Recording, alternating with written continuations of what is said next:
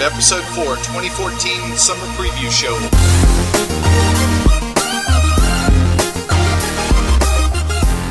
Coming to you from just around the corner from Stranahan's Distillery in Denver, Colorado, welcome to Heavy Cardboard.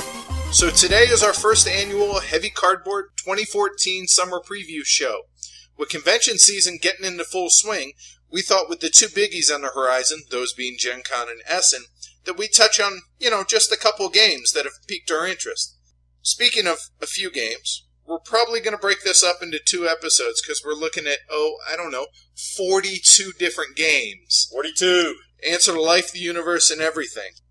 So with these 42 games, we didn't pick 42 random games that are still to come out the remainder of 2014. We actually picked 42 games that at least one of us, Edward and myself, if not both, have some level of at least an interest in. Yeah, we're curious about at a minimum, and ZOMG, I cannot wait at the other end. And some of these games are heavy, some of these games are not. This is all about games that we have interest in that are still to come out in 2014. And some might be flying under a lot of people's radars. Some are obvious, big ticket items. Everyone knows about them. But definitely, we're doing this because we're excited about these games. And we're doing this because we want to interact with you guys. Talk back to us about these games that we're talking about. What has you excited about them? What games are you excited for that we didn't cover? You can do that a number of ways. On our website at heavycardboard.com, you can leave some comments. You can send us an email at heavycardboard@gmail.com. And best of all, hit us on Twitter at heavycardboard. Yeah, we're super active on Twitter. That's the easiest place, that or the website. But please, definitely, give us your thoughts. Give us your opinions. Think we're nuts? Think they're terrible games that we're excited about? We want to hear it, good and bad and otherwise. Let's get rocking. So, a couple things right before we get started. We're going to give our personal thoughts individually on each game and rate them. We're going to give it, without a number, we're going to give it on basically a 1 to 4 scale. 4 being insta-buy. I don't need to hear anything else about this game. Don't need any more info. I'm going to buy it, pre-order it, whatever. Below that. And then below that, we have a want-to-own game we're probably going to buy. Even without playing it first. Yeah, it's not, oh my god. It's not an insta-buy. Right, but it's one step below that. Then below that, we have a, try before we buy. Interested, but not enough to snap it up before giving it a go. And then the last one is, no thanks. I'll give it a try, but yeah, probably not going to own this game. Right. And remember, we said that we're talking about games that at least one of us has an interest in. So there's going to be games that I have on my list that Edward's going to say, I don't want to own that, and vice versa. He's going to have games that I'm going to say. So it's going to be an interesting time, I think. Yeah, I think it's going to be a good time. It's going to be long, but hey, hopefully you guys enjoy it. So sit back, relax, and get ready to make some notes on games that sound interesting to y'all. So we're going to do this alphabetically. We figure that's the easiest way, and we also have an individual top 10 list. So out of these 42 games, that's going to cover both of our top 10s. They're going to be different, and as we hit on them, we'll let you know where we have them rated individually, so on and so forth. But we thought, just for ease of use for you guys, we do it alphabetically. Right, so that means our numbers will come out jumbled. We're not going to, it's not a countdown, right? As we cover a game, we're going to go, hey, that's my number 6. Right. So, without further ado, here we go. So, first and foremost, alphanumerically, we'll start with the 18XX games that are coming out. So, there are supposed to be 5 18XX titles that are either being printed or reprinted in the 3rd or 4th quarter this year. The first one is coming out by Lookout Games. It's a reprint of 1844 Switzerland, originally published by 00. It's unique, I think, in a sense that it's going to be included in a double pack with 1854. It's possible that this might actually get slid into 2015, but it's close enough that I thought we'd include it. Next, 00's reprinting 1880 China, which I'm really excited about. And then Marflow Games is printing a few different ones, and I'm probably going to butcher the German or non-English words here, but it's 1847 Falls, I think, 1869 West, and 1893 Colm. So yeah, definitely excited about all those, but not necessarily really high on my I have to own them list. Yeah, I think the same for me. I have a love-hate with 18xxers because I suck at them. And it's hard to do like a 12-hour suck fest. And I totally understand that. That's my problem. So I would definitely be interested in playing those as well, particularly if they're, say, 4 or 5 hours or 6 hours or something in that realm. So in other words, that's Tony's code for, hey, Ed, why don't you buy them? And yeah, we'll sit down on a Saturday and play them. Pretty much. Okay, gotcha. So next on the list is Alchemist by Czech Games Edition.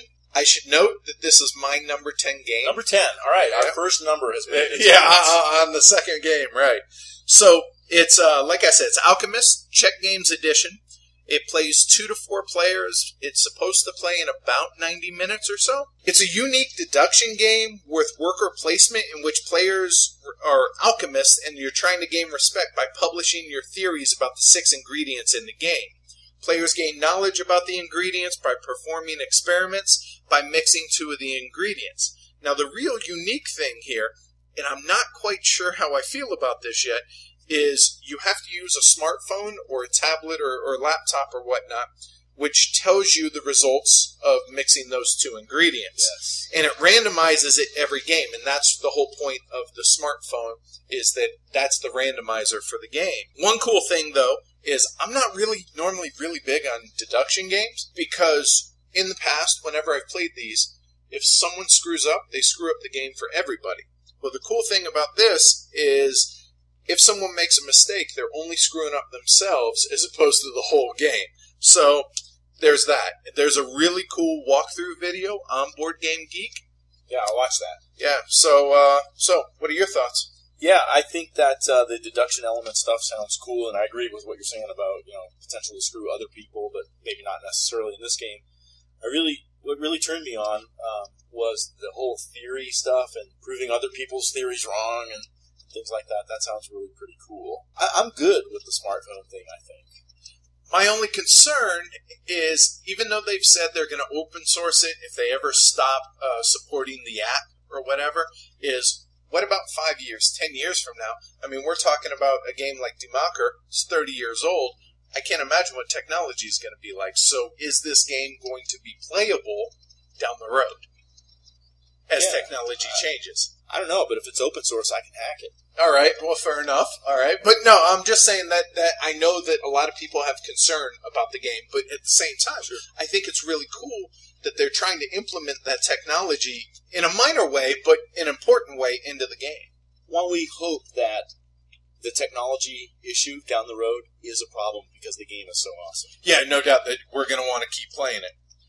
So, with that said, I have this rated as a... What's your number 10?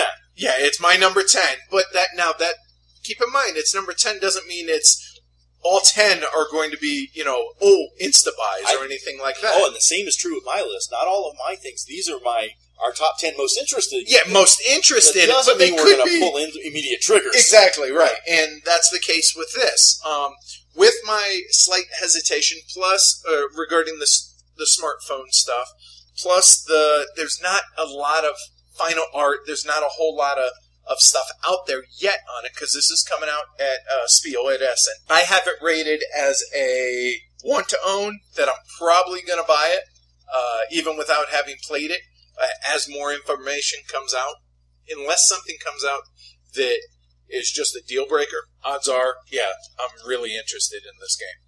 Well, I'm glad to hear that, because that works out perfectly for me, because it'll be a try before buy for me. Okay. Yeah. Any specific reason why? There's just so many games I want to buy, and I cannot buy them all. Yeah. Things have to be cut. So let's move on to our next game, AquaSphere. It's one of 2 Stefan Feld games that are on our list. Word is that Tasty Minstrel, who's the publisher, is going to be kickstarting this sooner rather than later. Plays 2 to 4 players, and it says it plays in about an hour and a half or so. Right. They say they're going to do that Kickstarter this month in July still. Oh, really? That was what was on their Facebook page. And it's a short window. It's a 10-day. Right. They said it's a very expensive game to produce, so I fear it's going to be a very expensive game to purchase. And they want to make sure they get their order into Germany correct and not, cause problems with availability. I heard that they kind of took it in the shorts in regards to Rialto previously, and so that's why, even though Stefan Feld is one of the giants in the industry, so you would think, why is he getting a kickstarted game? That doesn't make sense. But it's because of that, and because it's expensive to produce, they need to be able to get the numbers at least in the ballpark to where, a small company like TMG can, keep doing what they do. Right. So I think that this is definitely Feld's most thematic game up to this point. Or at least it looks. I guess. Feld and theme is not always synonymous, right? But AquaSphere is my number 3 on my list. Wow. AquaSphere is my number 3. I'm a Feld fanboy, so if it says Stefan Feld on there, I'm going to buy it. Yeah, looking at those pictures that you talk about with the theme, man, they look all colorful and awesome. But not garish like Bora Bora. Correct. Not garish. But like Bora Bora, I think that this is going to be more of a gamer's game where in terms of there's a lot of things going on in AquaSphere, it sounds like. And here's what makes me think that, Eric Martin on BGG, when he posted about AquaSphere, this is what he said, and I quote, about the end of the game. You then all contemplate the game and its many interlocking wheels and regret your poor choices. So to me, that's awesome. He said many interlocking wheels and regretting your poor choices. That means there might be some weight here. Well, not only that, but, it's a game worthy of reflection after playing it, which is always a good sign. It's not going to be a play and forget, is how we see it. Yes. I guess it's going to be point salad-y, but that's okay. Sometimes point salad games rub me wrong. The points feel cheapened. Sometimes it's refreshing. To where sorry, go ahead. No, you're not earning the points. You're just, because, I don't know, you looked at the game in the right way. The score is 700 to 680. Well, hey, leave Russian railroads alone, all right? You know what I'm talking about. I like that game. I hate the scoring. Sometimes it's refreshing to play a game that has a baseball score. Right. So in the game, it takes place in an underwater research facility, and each player has a team of people who conduct experiments, trying to gain data and knowledge from the deeps. It's Feld, like we said, it has a bunch of paths to victory, and choices that range from examining octopi, plural for octopus, all the way to increasing the size of your lab. So, that's the theme. Again, theme isn't really a big deal to either one of us, but it might be to some of y'all, so figure we'd at least mention it. So, Feld, right? I already alluded to it. It says Stefan Feld. It's on my shelf, so this is a must-buy, insta-buy for me. It also is for me, but for a different reason. I enjoy Feld's games, almost all of them. I still have never played Rialto. Love it. There's a handful that I haven't played yet, but I'm a huge fan of Trajan. I really like Macau. I like Bora Bora. I like Castles of Burgundy. But if Mama ain't happy, ain't nobody happy. And she very much is a Feldian girl. Yes. And so because of that fact, it's an absolute insta-buy for us. For her, more so than me. If it were me, it would be a try before buying. Just because there have been some Felds that I played that I'm like, I know you don't like Notre Dame. Yeah, oh God, don't even get me started. But love Notre Dame. But at the same time, I do expect this to be a much better game in my eyes than a Notre Dame. I think this is going to be on par. Yeah, there's going to be a lot more to it. Yeah, on par with Bora Bora or Trajan or whatnot. So yeah, it's for me personally, it would be a try before buy, but because the wife's involved, an absolute insta-buy. And that's AquaSphere by Stefan Feld. So next up is Arkwright by Stefan Riestaus and published by Spielworks, which, as you guys probably know by now, I am a big Spielworks fanboy. Yes. So this is my number 9. This is my number 9. Oh, rock on. Number nice. 9. Woo! High All right. five. So it's a 2 to 4 player game, and it plays in 2 hours or 4 hours. Yes. More on that later. So it takes place in the late 18th century during the Industrial Revolution. So the gist of it is players are running factories, buying and selling shares, so on and so forth. And a couple things that really piqued my interest about this game are that you can diversify running the 4 different factories that each player has, or you can just focus on a couple and improve them better than the diversified player can. And so there's definite pathways, various pathways of victory. You can buy shares, but the cool thing about this is it's not who has the most or the most valuable shares that wins the game. It's whoever has the most valuable block of shares that wins the game. And I thought the artwork was really, really retro. You know, it fit the theme and the time period really well. Has a really cool, intriguing look. How about you? I tried to do a little research on the designer, see what other games he has done. I guess really he's done some Catan stuff. He's done Ostia, Harbor of Rome, I guess, and some other relatively unknown stuff. So I don't know what to expect from that. But here's what gives me hope and puts this at number 9. This gives me hope that there's meat on this game, and it's not just repetition. The whole 2-hour or 4-hour thing. Here's verbatim what they say about the game on the advertisement. To get familiar with the market mechanics, you may start with a 120-minute version called Spinning Jenny. But for those who like a full strategy, economically themed game, the 240-minute Waterframe rules come with more options to improve your factories and use your ships. That is what's got this my number 9. Yeah, I mean, I like the different exporting or selling locally mechanic in it.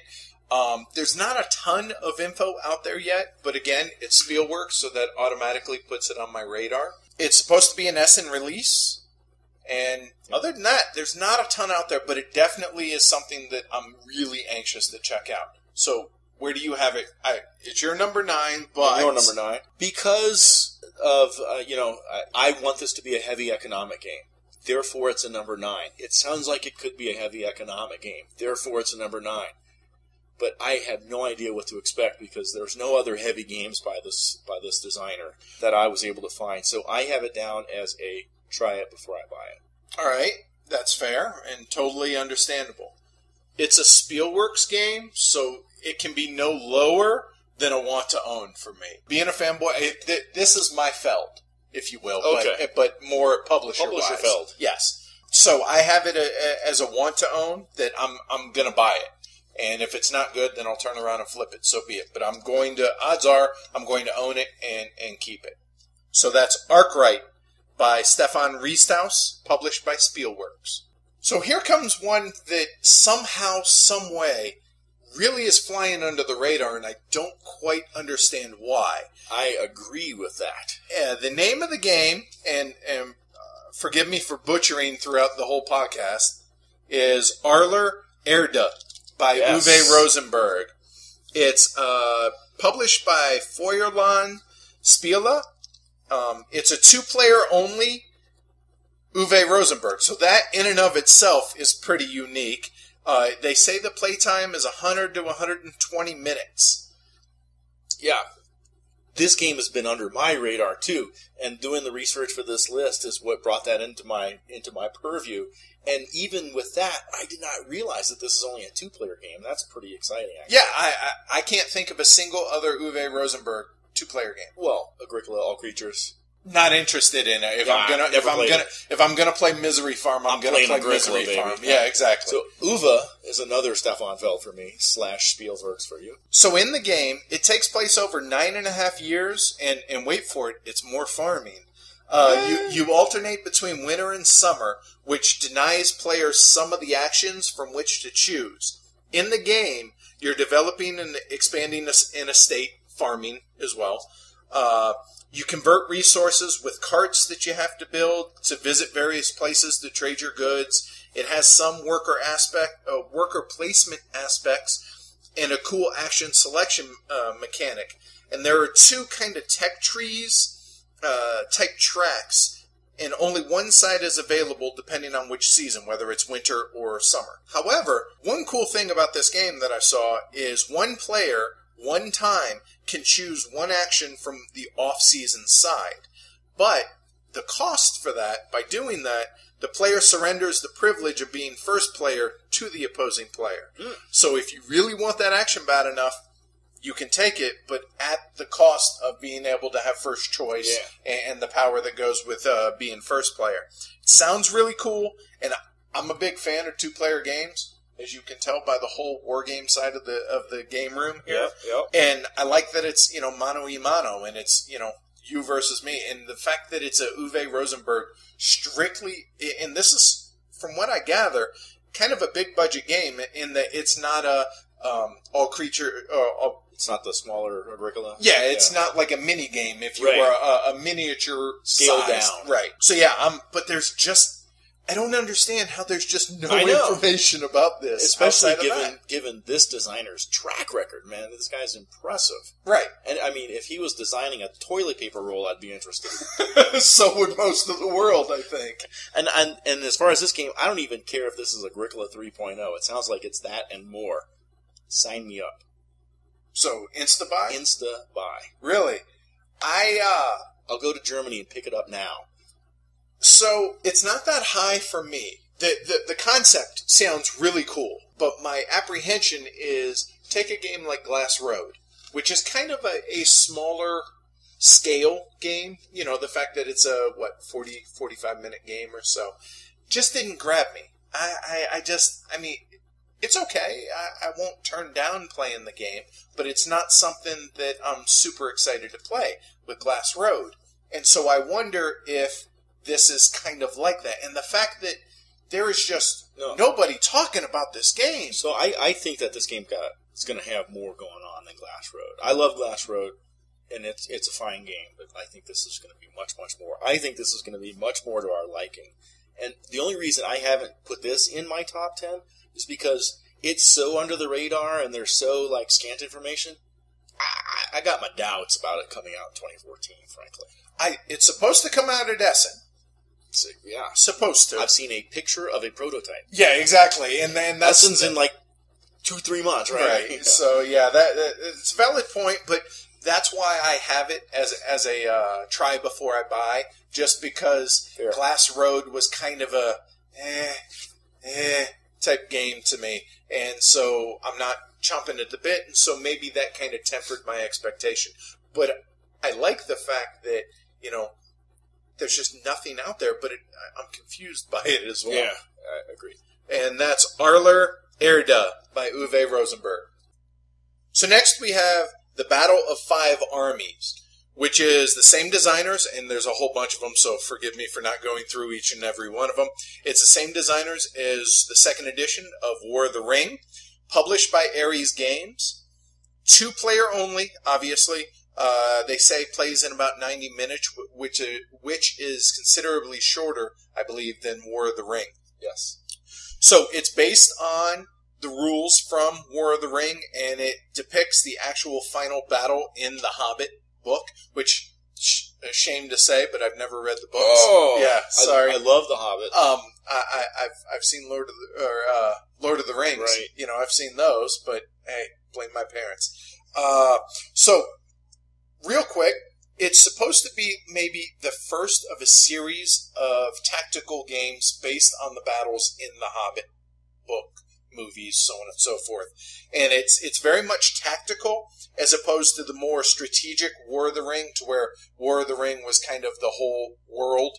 So this battle's based on the climactic battle at the end of the Hobbit book, where the dwarves have made it to the Lonely Mountain, Smaug has been killed, and they're getting greedy with the gold, and there are other constituents and allies that would like a share of the gold. And lo and behold, so do the dark forces want to come to get a share of Smaug's hoard. Cool. But the only downside, as far as I'm concerned, is it's tactical versus strategic. And as I've said before, I'm not a big tactical guy. I'm very much more, from above, taking a big picture type thing. So very much more into strategic. So War of the Ring interests me a lot more than this. However, I am interested in the game, but I don't know how much. It has beautiful artwork, just like War of the Ring does. And it's supposed to be releasing sometime this month, actually, here in July.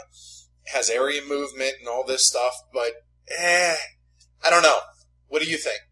I couldn't be less interested. Why is that? Well, action dice, pshaw. But, you know, I'm not an Ameritrasher. I don't know, this whiffs of that to me. You know, I'm not going to move plastic minis around on a map and slay them with dice. I'm going to play miniatures. And I'm also not much of a fantasy wargamer. You know, I sold my orc armies decades ago. You know, I'm into historical war games with painted lead miniatures. So needless to say, I'm the one who put this on the list. Yes. And to be honest with you, I don't know how interested in the game I really am. I just think that, you know, War of the Ring, you know, has the big collector's edition, you know, $2,000 game. And it's gorgeous, and it's supposed to be a really cool game. Sadly, I haven't played it yet. For me, it's probably probably not gonna buy it, but interested to try it. But yeah. I don't think I'll ever buy it just for the simple fact that it's tactical. You know, it's a tactical battle as opposed to strategic. Cool. And I think we know where you stand on this. Indeed, sir. And that's Battle of Five Armies. So next, we have Blocks in Afrika. Now we're talking. And I'm going to butcher the designer's name. I apologize, but I believe it's Emanuele Santandrea, published by Vento Nuovo Games in Italy. The designer's Italian. It's an Italian publisher. It's 2 to 4 players, and it plays, some of the scenarios in it can play as quick as an hour, and depending on what you do with the game, could take 30 plus hours.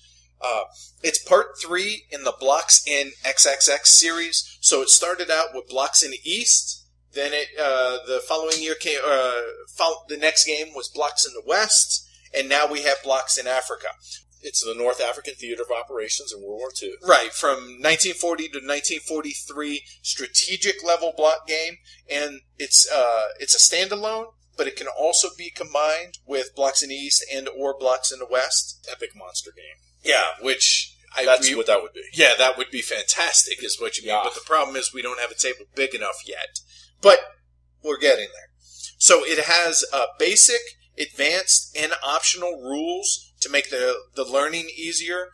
So you can just do the basic rules and get into the game like that. And sure. No worries there. Gorgeous production value, super high-end production value. Like I said, it's relatively easy to get into as far as if you're a war gamer, it's no problem. Yeah. It's almost the most Euro-y of block war games in a sense that it has a lot of logistics in it, but it's kind of I don't know how best to explain it. But it definitely has a Euro feel to it, even though it very much is a block war game. Yeah. I love block war games. You know, it's not always just about miniatures for me. That's good to hear, because I'm looking back here and I have a lot of block war games that need to get played. You know, why I like them is because it's really easy to get some hidden information, some fog of war into the game. And a lot of times you can't do that with miniatures. Sure, because you can see the right. whole You see what it is. Right. Hey, that's French Old Guard, right? You know, and I love the North African Theater of Operations, and I certainly hope there's some logistic things in there because no North African strategic level war game would be complete without dealing with the logistical struggles that both armies faced. Right, getting stuff across the desert. Yeah. Yep. Stealing each other's trucks. So it's supposed to come out at Essen, and we both still need to play Blocks in the East. So I'm gonna jump ahead for a quick second here, and I'm gonna say I put it try before I buy, for one reason really. Otherwise, I would just say let's just buy it, and that is I want to play Blocks in the other places first. We are I'm looking at them right here on your shelf, right? Let's play those and then get this. Absolutely, but being the collector that I am, this is an absolute insta buy. For me, I don't need to see any more of it. I know how thorough the designer has been in his research and the implementation, at least of the first 2 games. I see no reason why this would be any different, and absolutely chomping at the bit. However, we do need to get playing on all these so we can churn through them. Yes. And that's Blocks in Afrika. Next we have Captains of Industry by Michael Keller, published by Tasty Minstrel Games. It's a 3 to 5 player game, plays in about 2.5 hours. It's a game I'm fairly excited about, actually. It's number 6 on my list. Awesome. So, yeah, I'm pretty stoked about it myself. It's this designer, Michael Keller, is going to have another game on our list coming up very shortly, as a matter of fact. And by shortly, he means next. Actually, there's one in between. But here's what has me totally excited about this game, besides what I see in the gameplay. The mission statement on the designer's website. Here's what it is. He says, I love economic games. How's that for a mission statement? I love that.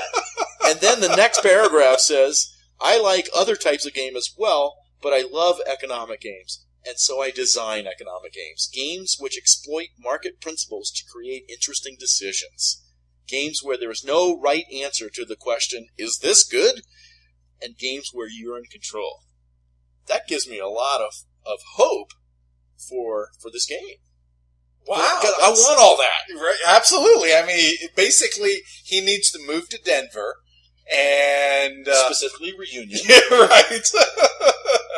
So, as you can tell, obviously, this is an economic game in which you're trying to gain market power by commodity speculation.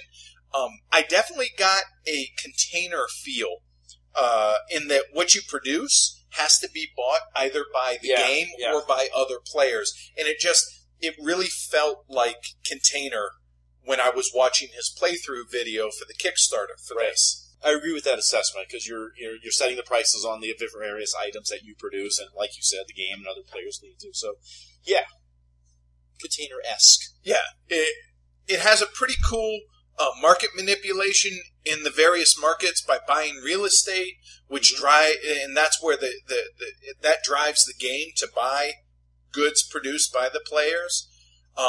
Another cool thing about it is it has these captain cards, which are almost like hidden objectives that each player has. Each player is going to get dealt 4 of them, and at some point in the game, I can't remember exactly where, and this is kind of like Shipyard. Right, you have to deal down. Right, you have 4, and so you have some flexibility early in the game to decide, okay, which direction am I going to, which strategy, long term am I looking at? And then eventually you have to get rid of 3 of those 4, and what you're left with, that's your hidden objective. I like those kind of decisions. Yeah, I'm a big fan. Obviously, we both really enjoy Shipyard. Yes. So in the end, the game isn't, even though it's an economic game, it's not about wealth. It's all about market power. Right. And, whoever has the most at the end of the game wins the game.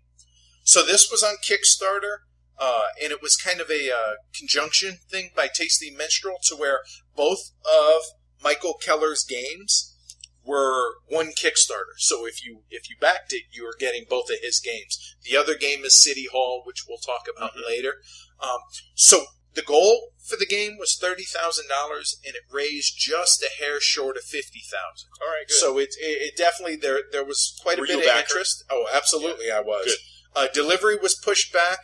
On this part of the 2 games, in which originally City Hall and Captains of Industry was going to be sent out and delivered to backers at the same time, but Tasty Minstrel ran into problems, so they stopped kickstarting for a while until they got their stuff together, and then decided, okay, now that we have things under control, now we're going to start kickstarting again. Long story long, City Hall is going to be coming out before Captains of Industry, but I'm really hoping that by the holidays, hopefully as early as Thanksgiving, we actually see Captains of Industry. That'd be terrific. So, what do you think? Where is it rate for you? This is a will buy without playing, just based on my hopes and what I see. And his mission statement. Well, that's my hopes, right? I feel the same. I mean, obviously, I backed it on Kickstarter. You already sort of own it. Right, but... Even so, and there's a number of Kickstarted games on this list, but just because I backed it doesn't mean necessarily that I'm, insta-buy, et cetera, et cetera. So for me, what this is this is definitely a want-to-own that I'm going to buy it, even if I weren't a backer on Kickstarter, I'm saying. If I had just heard about it, if I'm listening to the podcast type thing, or I found it on BGG, it would be I want to own that, because... the gameplay video I'm a huge fan of Container. Absolutely love that game, and I get a real good Container feel from this game. So yeah, not quite an insta-buy, but definitely want to own it. And Cool. that's Captains of Industry by Michael Keller, published by Tasty Minstrel Games.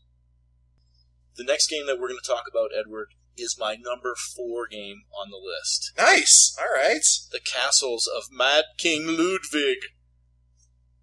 It's Ted Alspach, the designer of the game, and Bezier Games is the producer of the game. Right, which is his company.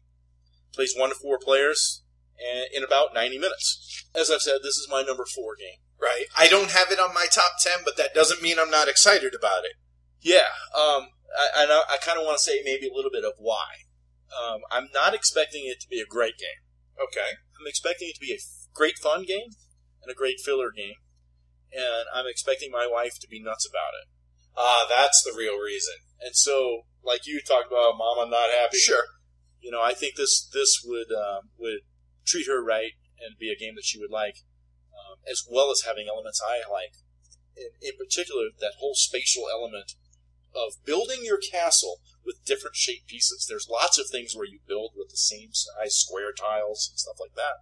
There was a game that we played over at your house, Vegas Showdown. Vegas Showdown. That when I heard about this, that triggered that the kind of the spatial. Oh, you need to make sure the exits are lined up and stuff like that. But you know, with that, everything's square or rectangular, and there are round stuff. You know, octagonal. Right. So in the game, everybody's a master builder, and you're building castles for King Ludwig II of Bavaria.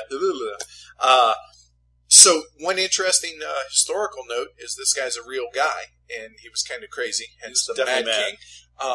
And the Disney World or Disneyland castle, I think is it Snow White's castle? Yes. Cinderella, that's it. Anyway, Snow White's?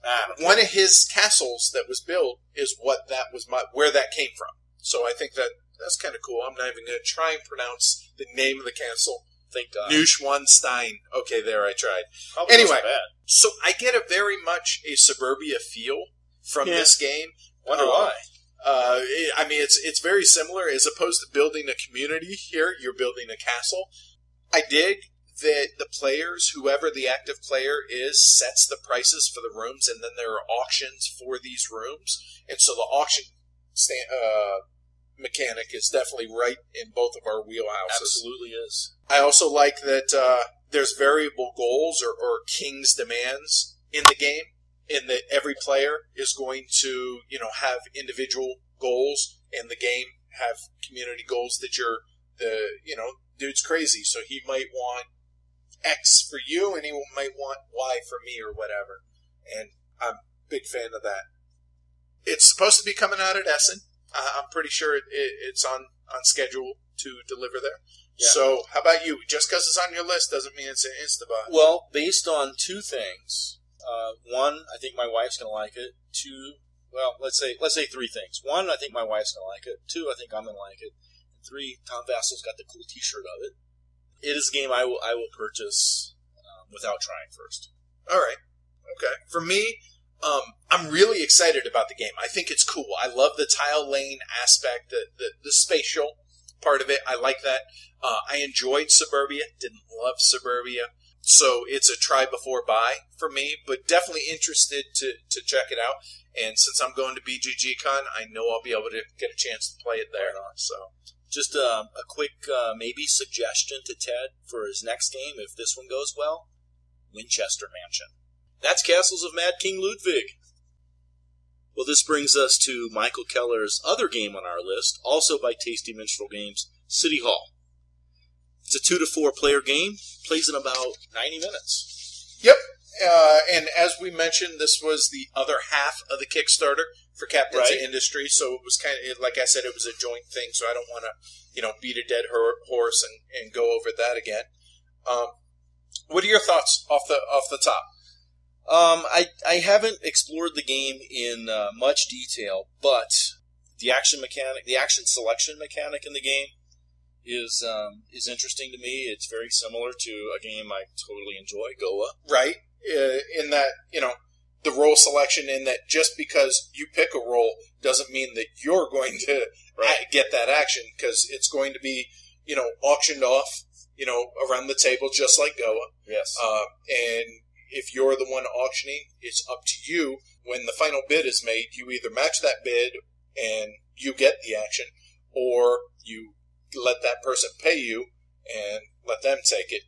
So in that respect, it's identical to Goa. Yeah. And those kind of decisions are sometimes hard. Oh, absolutely. At that point, though, is where it completely breaks from where Goa is. Yes. So that part of the game is pretty close to identical in Goa, or to Goa, I should say. But in City Hall, you're trying to increase 2 different tracks, which are multiplication stuff for end of game to determine your score. And how you advance those tracks is you buy land spaces and then you build things. You build parks, you build factories, you build houses, offices, so on and so forth. And each of those gains stars based on the location relative to other buildings. So, like, for instance, houses don't want to be near factories. They want to be near other houses. Yeah. I mean, just that aspect kind of reminds me a bit, going back to what we were talking about, Bezier Games Suburbia, kind of, very similar in that houses in suburbs don't want to be by factories, which city planning, typical things. Yeah. So obviously I was pretty interested in it because I backed it. Although I'll be honest, the main driving force in the Kickstarter for me was the other half of it, his other game, which was Captain's Industry, which we've already covered. I did watch Ryan Metzer's preview the other night, and I'll paraphrase something he said. He said, the game is easy to play, but difficult to master. So I think that's an encouraging note. Sure. When that comes true, when a game is easy to play, but poses the good challenges that make it hard to master, well, those are just real sweet spot games. So maybe this will be one, maybe this won't be. And that means Chad will play it with us. So where does this sit on your reading? I put it as a 2.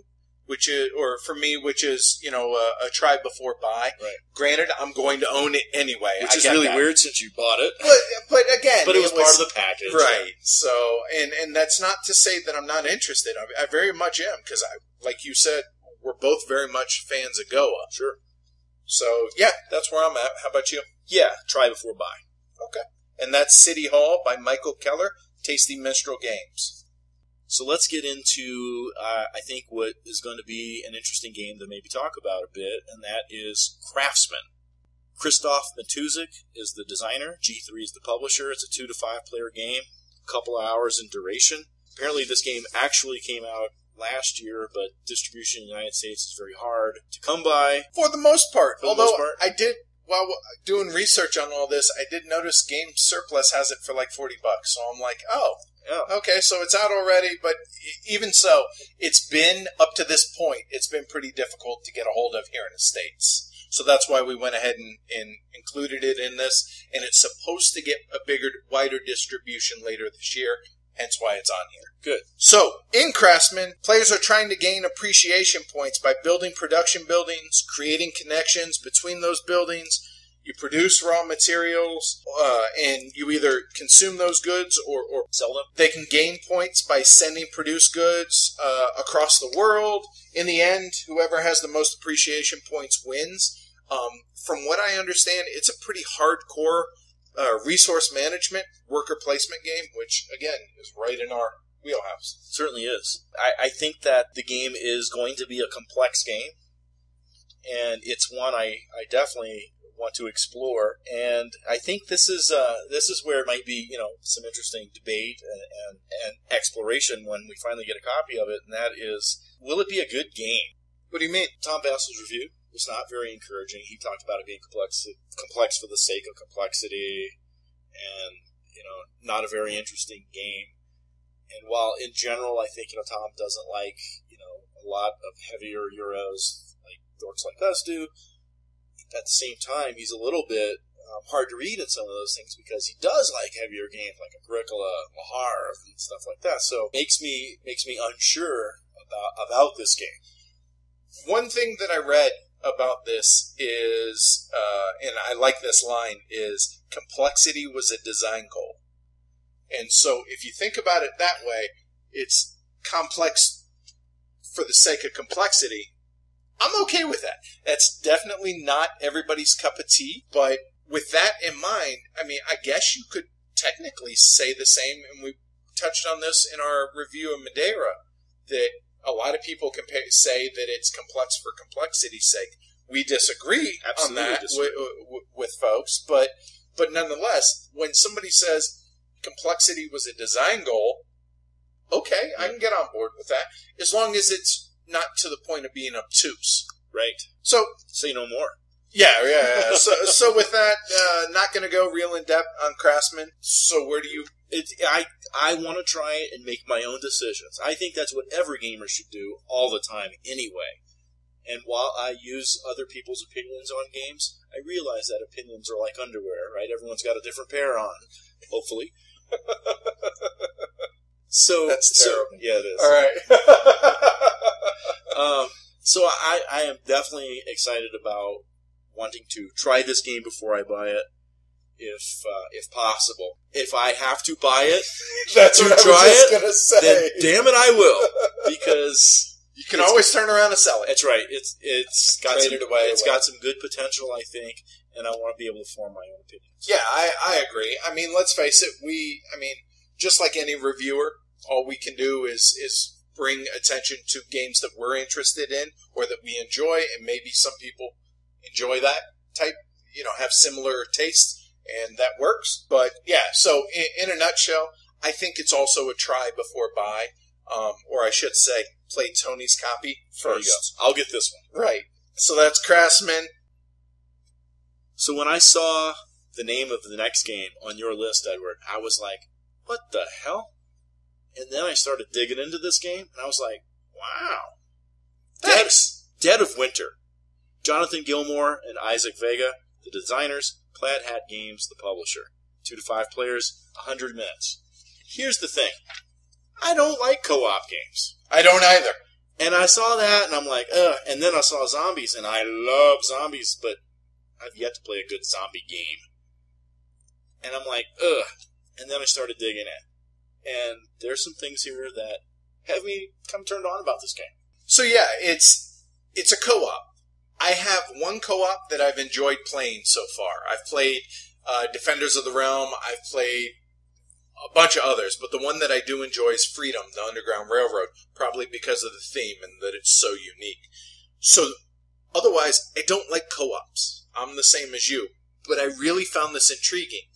It's kind of Walking Dead-ish in that it's not so much to where you're fighting the zombies necessarily.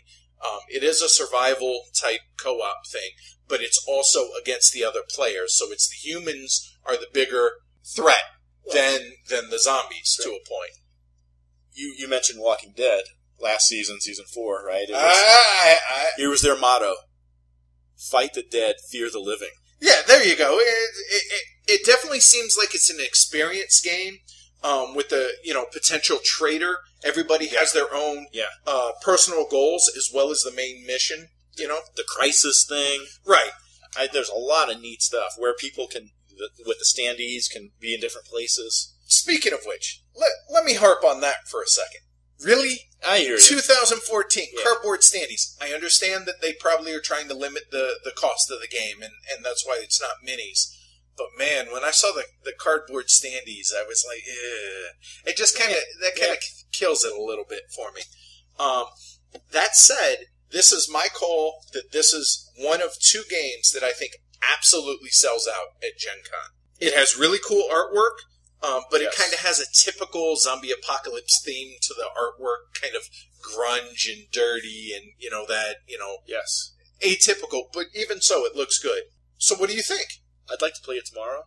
Wow. Okay. All right. So I'm surprised. I really am that you're that big into this. I thought you would turn your nose up at this. Yeah, I think that this one has a chance to maybe scratch my zombie game itch, even though it's a co-op game, because it just reminds me of zombie scenarios that are in my head from zombie miniatures games, where the players are fighting themselves as well as the undead. And so I'm pretty excited to see that come. And as such, I have it rated as a try before buy, because I think I would, because it's a co-op game, and because I have not, yet experienced a zombie board game that I love, I really would prefer to try it before I buy it. But like Craftsmen, if that means I have to buy it to try it, then that's the way it's going to be. Rock on. And I think this is one that we could get our group to play as well, because I know there are big fans of BSG in Battlestar Galactica in our group, and I have never played that. That game really has never interested me. Yeah.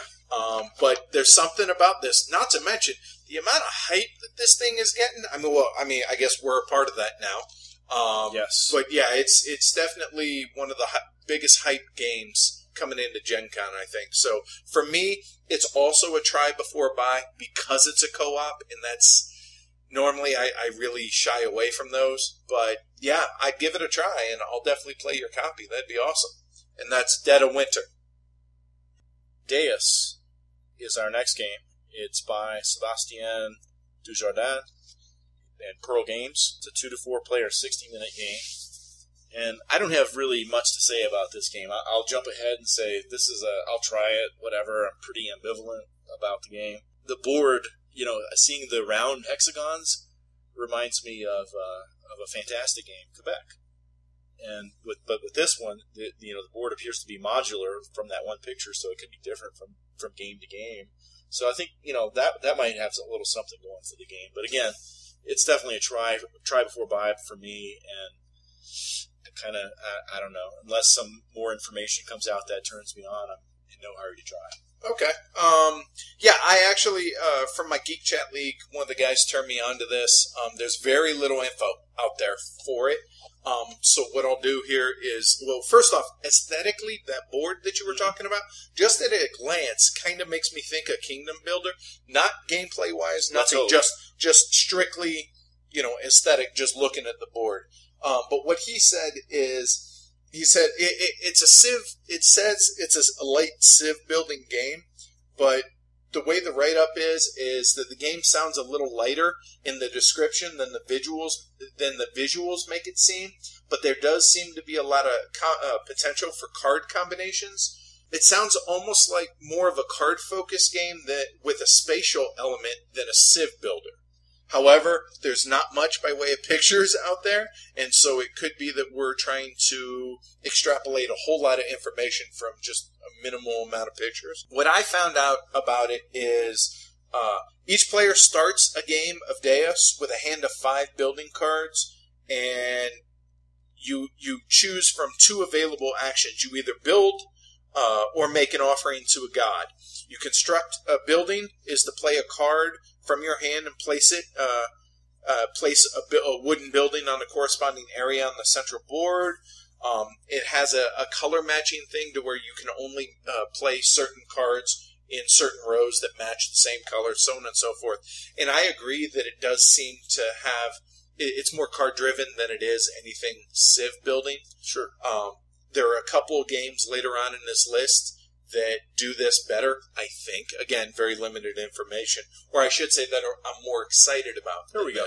But it piqued my interest. I thought it was at least worth mentioning. Sure. Let people check it out if that see what develops. Yeah, and go from there. For me, it's definitely a try before buy, but to be honest with you, it's probably closer to, I'll give it a try, but not really interested in buying it. Right yet. Unless it knocks their socks off. Exactly, and that's Deus by Pearl Games, Sébastien Dujardin.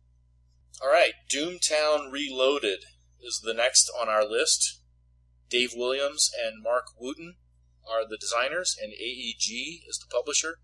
30-minute game for 2 to 4 players. I don't know how true that is. Yeah.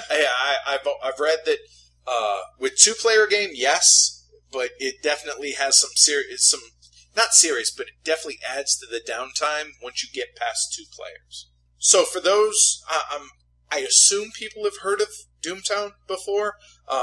It's an extinct CCG that returns as a, quote, expandable card game. Extinct for a good reason. Really? No.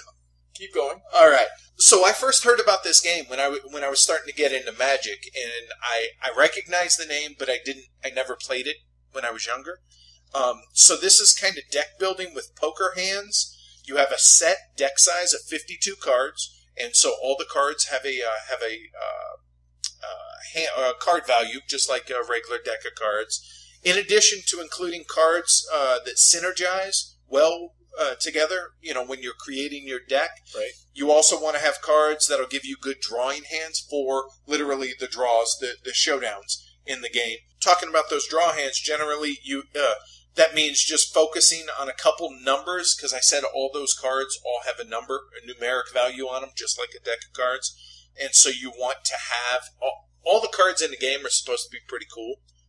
Real quick, it's deck building, but kind of with poker hands. Yeah. You not only want to make a deck of 52 cards that synergizes well for ability-wise, but you also want to where you're just focusing on a couple of those numbers for poker hands, to where you can make pairs, triple, or three of a kind, make full houses, stuff like that in the game. I can see the poker hand interest for you. Sure. Absolutely. Right. However, with the pause. Yeah. Not your cup of tea, huh? No, so here's the thing. This is not a slam, but deck building is the new black, right? So let's hope we don't get overloaded with deck building games. But at the same time, I mean, this is rehashing, if you will, an ancient, relatively speaking, Sure. 20-year-old game from back in the day. So deck building's been around a long time, and this is back when, Magic was in its heyday, or I guess it kind of is still, Sure, but sure. you know what I mean. Still making a lot of money. Yeah. So, we say, and for me, by and large, it's true, that theme doesn't matter to us. Right. I do have one exception. You don't like Western, I take it. No, it's not that. It's that I love history. And I don't like orcs in my Napoleonic Wars. I don't like time travel in Yankees. And I don't like fantasy Old West. For me, history is a serious subject. And I know this might be totally irrational. Get off my lawn! And, totally turned off by it. An expandable card game, just, go away. Yeah, that's where I'm hesitating. I got other things to spend my money on. Right, that's where I'm really hesitating. Being a collector and, a completionist, that I tend to stay away from games like this. I was into Magic big back in the day, sold all that, got out of it, haven't missed it, to be honest. And so that's why I'm interested in this, just because it brings up memories of when I was younger. Back with my boys playing Magic, when I was in the Marine Corps and stuff. And I can respect that, don't get me wrong. Right, but even so, I don't know how interested I'm in it, but I do think this is, I had mentioned that earlier, Dead of Winter was going to be one of the ones that I'm saying sells out at Gen Con.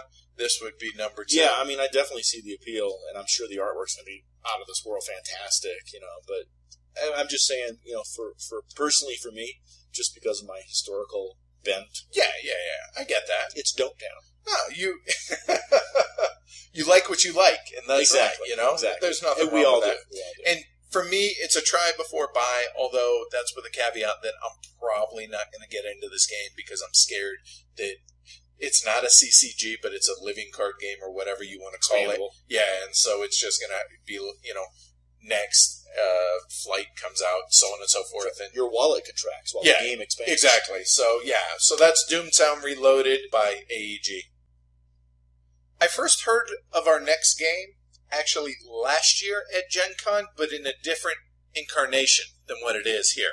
What I'm talking about is Evolution by North Star Games. Now, North Star Games is most famous for Wits and Wagers and Say Anything, party games. Right. So you wouldn't think, because party games very much is not us. However, they're starting to this is their first foray into strategy games. And so I'm interested in that. It's 2 to 6 players, plays in about an hour. And I say I first heard about this last year at Gen Con. And the reason for that is it's a re-implementation of Evolution, the origin of the species, by Russian publisher Wright Games. We bought that game at Gen Con and one of the mini expansions with it because we sat down, saw it played, thought it was pretty cool.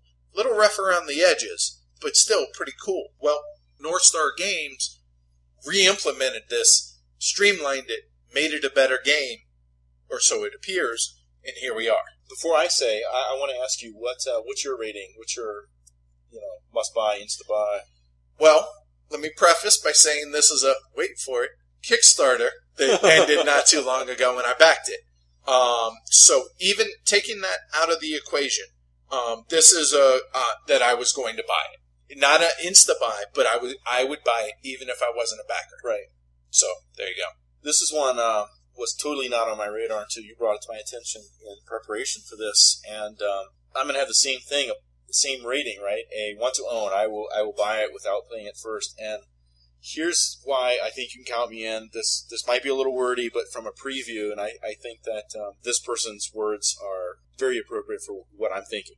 Okay. It says that every decision you make is crucial in the game.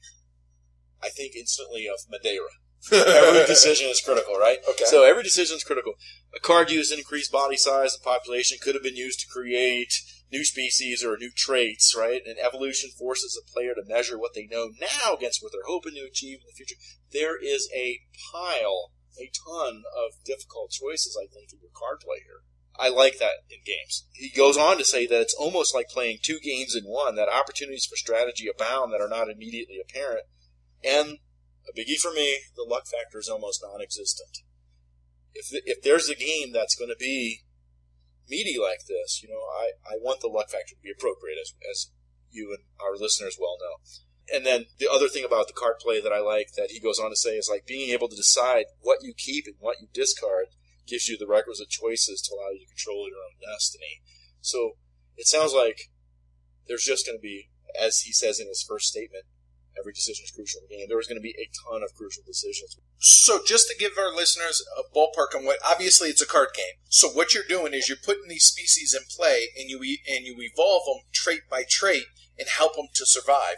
You could go, have one massive, creature and, just try and build that thing up to where it's super strong, or you could have an army of a bunch of little guys. And there are two threats in the game: starvation and being eaten. And so if you have one of those big one of those big guys, probably not too worried about being eaten, but maybe you have to worry about starving to death. Now, you're talking about it being every decision that you make is crucial in depth and all this. That's what the preview is. No, and I'm not arguing with that. But one thing that kind of, I don't know if it's a hesitation, but that I find interesting is that it's supposed to be accessible for everybody. It could be, not necessarily a Spiel des Jahres type game, but maybe, one step above that to where it's not a super heavy game, but maybe it's one of those to where there's complexity if you want to explore it at that level, if that makes sense, to where, somebody might play it on a simpler level, but they could play against you and you go deeper with that. Hey, maybe it's, again, Madeira, right, where it's a very small decision. But, man, it matters a lot. Right. So, I mentioned it was on Kickstarter. It had a $10,000 goal. It got $124,000. Sweet. So, obviously, I can't be the only one who's thinking that this is going to be a pretty killer re-implementation of this. There were more than two fools. Yes, absolutely. And the artwork, we haven't even talked about that. Dude, the artwork on this is gorgeous. Good. Absolutely beautiful. I think they actually got a nature artist, like somebody who draws this stuff for a living. Audubon. Okay, we'll go with that. Another cool thing about it is something that we both love is that it has various paths to victory, which is a huge deal, not just for enjoyment of the game, but replayability. So for me, like I said, it's a want to own. I would buy it even if I didn't back it. And That's Evolution by North Star Games. So this brings us to one that I am positive is on both of our top 10 lists. And this is none other than Fire in the Lake. This is my number 7, and I assume it is my number 5. Okay. So, it's designed by two giants in the industry, Mark Herman and Volko Ruhnke, published by GMT Games. It's 1 to 4 players, plays in 3 hours or more, depending on how long the game runs. We've played other games in the Coin series that have lasted 5-6 hours, so it's a 3-hour minimum probably with full complement. So like I said, this is a Coin series game, which is counterinsurgency through history. This is the 4th game in the series. The first was Indian Abyss, which is in Colombia. Awesome game. The second was Cuba Libre. which is on the Cuban Revolution. Yes. Castro and such. And then the one before this was A Distant Plain, which is Afghanistan and the U.S. and the insurgency that going on there. So Fire in the Lake, this is Vietnam, which has a special place in my heart because my dad served there. Mm-hmm. So I've been chomping at the bit for years, at least 2 years, waiting on this game, excited since I first heard about this. Yeah, I'm a little edgy about the game, actually. First of all, quick shout out to my brother. He bought my pre-order of this game. He wants it too, and he's like, Tone, because I paint miniatures for him and stuff, so he's like, I'm buying yours too. Oh, nice. Rock on. So thank you, Ben. But yeah, like I said, I'm a little edgy about the game because in a lot of ways we're still a little too close to the actual events. It's not like this occurred 100 years ago. Right, not Napoleonics. Right. My dad fought there as well, straight out of West Point. He won medals and won't talk about it. Right, so there's family things, wrapped around Vietnam. My brother, who I just mentioned, Benjamin, and we have a substantial collection of 15mm Vietnam War miniatures. And, so we're definitely into the subject matter. We love military history, and this war has some great variation in it, right? And even some of it revolutionary. Air cavalry, guerrilla warfare, brown water navy, the political intrigue of it, the television cameras at the front for the first real time. You're watching this war in your living rooms at home at night with Walter Cronkite. The whole psychological hearts and minds thing. But at the same time, Benjamin and I, we treat the subject matter with a great deal of respect. It was a tough time for the country, and I think and hope that the coin system is gonna do that with respect and well implement all of those unique factors of this war. I have no doubt whatsoever, considering who the designers are. These aren't a couple fly-by-night guys. Yeah. Mark Herman and Volko Ruhnke both know what they're doing. I have no doubt in my mind that they are going to not only treat it with respect, but make just a kick-ass game out of this. I feel like, with the four factions they have, battling it out, like maybe if you're the American player, like you're going to be able to feel like you're the president and the Joint Chiefs? The Joint Chiefs, gotcha. Yeah, okay. Where you're the president, the Joint Chiefs of Staff, right? And you're actually dealing with home front concerns with your allies, what's going on in the battlefield, what's happening in the neutral countries. I mean, it's going to be the whole scope of the war. Right. Again, this is big picture stuff, so I have every belief that that's going to all be included in there. The four factions in the game, which are going to be interesting, I think. The U.S., you have the ARVN, you have the MVA regulars, and you have the VC, the Viet Cong.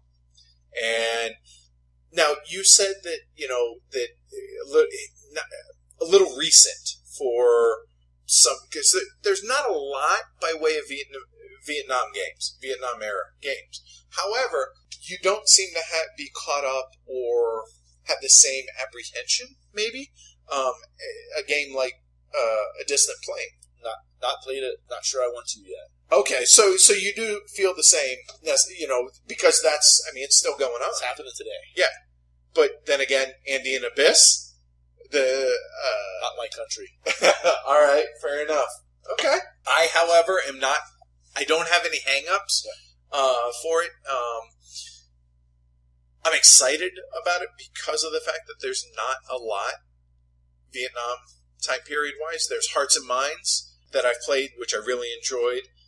But again, considering the designers, no qualms whatsoever. So clearly for both of us, Insta-buy.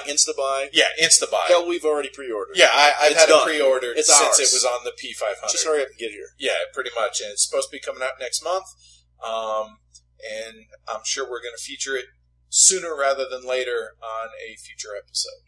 So yeah, this is one of our biggies. Even though I only have her, as number 7 on my list, it's still way up there. Yeah. Fire in the Lake, everybody. Yep, GMT Games. So yeah, I'm going to go ahead and let you handle this one. This is all you. 5 Tribes by Bruno Cathala, published by Days of Wonder. 2 to 4 player game, maybe 60 minutes. Days of Wonder's maybe first gamer's game. I think Bruno Cathala is a very good designer. Cleopatra and the Society of Architects, Cyclades, Jamaica, Little Prince, which was surprising actually, Mundus Novus. I like those games. I don't love them. Yeah, to be honest with you, I have nothing bad to say about. I mean, obviously the dude's a huge name in the industry. Yep. Does not design a single game really that interests me. Cyclades, I played it. I enjoy it. I could take it or leave it, but to be honest with you, when I heard about this game and I saw it on the list, I was like, two things that don't interest me. Bruno Cathala and Days of Wonder. Yeah. I put this on as number 8 on my list. That's all you. It's all me. And I like that Bruno likes some chaos in his games. And I think he handles it pretty well, actually. Again, he's not known for heavier games or gamers' games, things like that. So I guess because I am interested by the spatial elements and the moving of the workers and marking your tiles and things like that, because that's one of the mechanics. I like spatial elements in my games. And I think that's what has me excited about it. I know Bruno's totally excited about it based on all the different blog posts and designer journals and stuff like that. I think the artwork looks neat. So I'm hoping that there's some good challenges and decisions in there. I'm not expecting a heavy game. Might not even be a gamer's game, but it might or at least what you would consider a gamer's game. Right, for me, yeah. But it might be a good way to spend some time with friends between heavier games. Well, I mean, it's pretty obvious how I feel about it. On top of not really being a fan of either the designer nor the publisher, although hey, I appreciate both of their work. Yeah. I'm not really a fan of the art either in the game. One thing, it has a removing workers that triggers action mechanic in it that reminds me a lot of Spirium. Also another game that I'm not really too keen on. Yeah, no, it's different than Spirium. But I'm just saying, I get that it's initial... almost like the workers are Mancala-like. Okay. But yeah, I did some homework on it. I looked into it. I gave it an honest, fair shake, and yeah, not for me. I have it as even though it's number 8 and it's one I'm interested in, it's a try before buy. And for me, I really would have no desire to buy it or try it. No. I'd give it a try. I'm willing to play most any game at least once. Most. And in this case, yeah, I'll give it a go. I mean, I feel obligated almost because you're so interested in it. Whether it's good or not, whatever, I'm willing to give it a try. So yeah, All right. 5 tribes. The designer of our next game, I think I'm a really big fan of, but I'm not 100% sure. I know I've played one of his games, and it blew my mind. It was so good. And who I'm talking about is Phil Eklund. And our next game is Greenland. Designed by Phil Eklund and Philip Klarman. Published by Sierra Madre Games, which is Phil Eklund's company. 1 to 3 players. Plays in about 90 minutes, which is super fast for an Eklund game. It's a card game, a tableau building game, in which there are 3 factions, the Norse, the Tunit, and the Thule, or the Inuits, from the 11th to 15th century in Greenland itself. In the game, you have to hunt for food, hunt for resources, develop technology, all while competing to wipe out the other tribes. And historically, the only ones that survived through this time period were the Inuits. Everyone else was killed out or died out. So the game has auctions, it has resource collection, negotiation, you raid other tribes for their women, and or for their resources too, but for their women. For their women. So it comes out in September. The pre-orders live at Sierra Madre Games is €23. It's the buy for me. There's no doubt whatsoever. I first heard about this game in a podcast called Guns, Dice, and Butter. And he interviewed Phil Eklund, and he first started talking. It's the first time I'd ever heard of this game, and immediately was grabbed by this game. Just absolute must-buy, cannot wait. Wow. That is cool. Like you, I think I'm a fan of Phil. I also have played PAX, but have not played Bios Megafauna, High Frontier. Want to play Bios Megafauna. Right. Absolutely, yeah. Own it, yeah. Haven't played it yet. I am looking forward to seeing what Greenland holds, and I am willing to buy this without having played it first. Yeah, this is number 4 on my list. Excellent. Number 4. Yeah, and the ironic thing is I found out about this game, 6 weeks ago, and it's already, shooting up to number 4 on my list. It's just, I enjoyed Pax Porfiriana so much, and I know how well thought of Phil Eklund is. Even though a lot of his games are simulations and less games, this is very much a game, just like PAX was. Just jumping out of my skin, excited to get my hands on this game. This will definitely be a pre-order, and if you'll pause the podcast, I'm going to go order it right now. We'll be right back. That's Greenland. So our next game, I'm super stoked about as well. Hopefully you are. I don't know yet.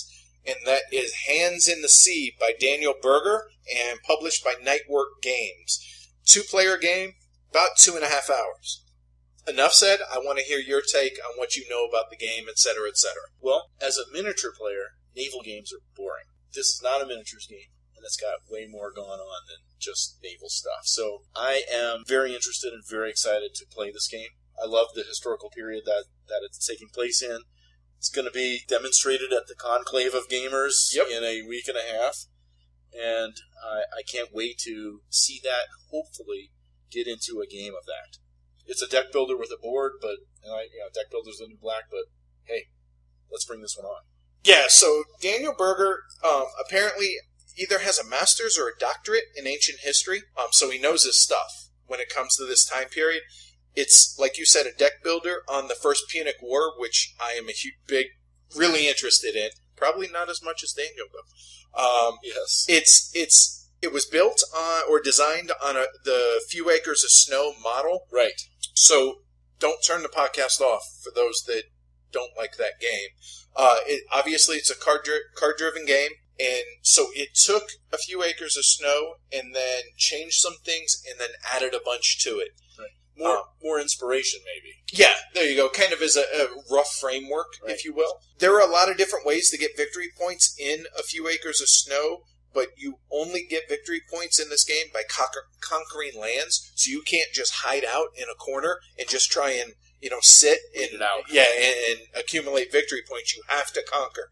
Every card in the game matters and is powerful, but at the same time, with it being a deck builder, you need to thin your deck. You need to keep it a manageable size. So that brutal decision-making that you have with, oh man, this is such a kick-ass card. But it's bloating my deck. What do I do? Right. Yeah, as you can tell, I'm hugely excited. This is number 2. Number 2 on my list. So as you said, Daniel Berger is going to be at the Conclave of Gamers. And not only is he going to be demoing it, but I have locked down an interview with him. So yes, we will be interviewing him for our podcast, Heavy Cardboard, obviously. Super excited. This is going up on Kickstarter either in November or December, which we'll find out more details on this when we interview him. Yeah, just super jazzed. Cannot wait to be able to actually play this game in a week and a half. So I have this down as I'll buy it without playing it first. Okay, cool. What do you have? Oh, insta buy. I'll probably be second in line for the Kickstarter behind Judd on BGG, he was a playtester and wrote like a 10-page review on this. He's written the Vassal mod already, awesome, to where if you wanted, you could play it on Vassal already. Awesome. Cannot wait. And that's Hands in the Sea by Daniel Berger. Well, that's it for part 1, everybody. Join us in 2 weeks. We have plenty more great games to talk about.